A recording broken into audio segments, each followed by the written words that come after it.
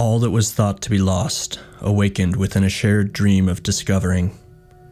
Navigating this world is not much different from traversing the nighttime scape of our sleeping selves. We experience the happenings without giving much thought to our own participation in the process. That is the case for most people, at least, as evidenced by the hordes of masses who anxiously await instructions from the various characters they encounter. Authority is to be found in anyone other than oneself, and with minds fogged by the flashing spectacle of modernity, their opportunity for a sovereign lucidity slowly slips into the abyss of nothingness. I have had my moments in life of despair and nihilism. Being uninspired, the trials of the modern world steeped my being in its toxic medley of fraudulent foods, empty entertainment, and ponderous politics. When resisting the offerings of modernity, my questions of why the world is the way it is were met with answers that would hardly comfort an animal being prepared for its slaughter. That's just the way life is. Progressivism. My life was destined for a dark void, and my soul was to be slain through the process. Through my own inquiry into various subjects combined with experiences searching for a life more meaningful, I find myself right where I am.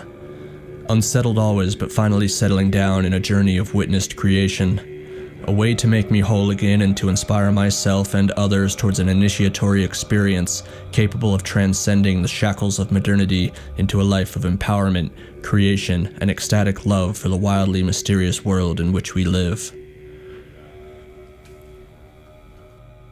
Within place, I have found the answers to my troubled questions of life. Each move I make is a step toward deepening my relationship to the non-human world, the consequences of which are an initiation of rights inherited. Just as our most ancient ancestors inherited rights through a cultivated relationship with the earth, I seek to do the same. It is in this way that our Mother Earth can once again be known as something sacred to us, and it is with this understanding that we can begin to dispel false notions of the polarity between the sacred and profane. Place-based media is not just a job or a hobby for me. It is the vessel by which I row myself down a turbulent river. I project the sights I see along the way, and in turn they reflect their lessons back. This river travels one way, and the only end is where mouth reaches sea before water meets sky and falls upon peaks. And within the vast open waters of new territories to explore, I search for others courageous enough to examine great mysteries.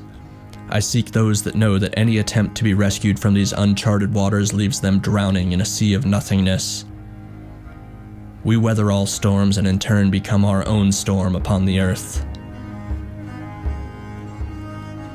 The exposé of our mission is to discover within ourselves the innate ingredients that make us most human. To do this, we look to the truths of the natural world and examine how our lives can be a living reflection of it. We still exist in a modern society that is diminishing our essence, but in doing so, it has, for some of us, ignited a spark of remembrance as to what it means to be alive in this world. And within that slice of memory is the lore of a land welcoming us home. For those who find it impractical to relegate humanity to a mere Cartesian model of rationally understood machines, the alternative is that of a mythological being. In that we are storytelling creatures, we are also story-making creatures, and as our myths are informed by the storytelling capacity of the Earth herself, we are inclined to reflect the true nature of how we observe our place on the planet. This is not mechanistic thought in the slightest, nor mysterious at the most. The Earth is known by us as a living organism, and her sum is made up of the countless and diverse entities that inhabit her, each of them autonomous and telling their own story within her story. There are common themes that arise in the guiding myths of people through the ages. As diverse and unique as the lands we inhabit, the inevitable conflicts ensue. Struggle exists within all aspects of nature, from the territorial wars of the mountain lion and bear, to the moon's pool on the ocean, and the bat's escape from day into cave. The encounter with such forces is life itself, and exactly what makes us all who we are. Without this struggle, what do we become? Just an element with no agency in a story not our own. Our ability to strive and struggle is that innate human component we seek to revive. to own the lessons of our defeats and glory of our conquests, while still accepting the consequences of our actions. Our deeds make the world, and in turn the deeds of the world make us. A great dance of the ever-unfolding earthly experience, choreographed by each's own participation. We do this together, and we do this alone. I don't know what makes one person so different than the next. We all have varying abilities to claim our own sovereignty, and within our claims a varying degree of consequences will unfold. But to those who have chosen to cede their sovereignty to any authority other than themselves or their tribe, I have no answers. They are subordinates, and their means justify their ends in all facets of life. The hopeless masses find it satisfying enough to swallow the poison offerings of an empire rotten to its core. The calories they consume are empty, and so too are their souls.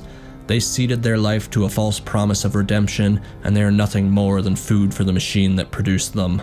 While they choose to sit idly and let life come at them until they meet their grave, we come to this life lucid, sober, and unafraid.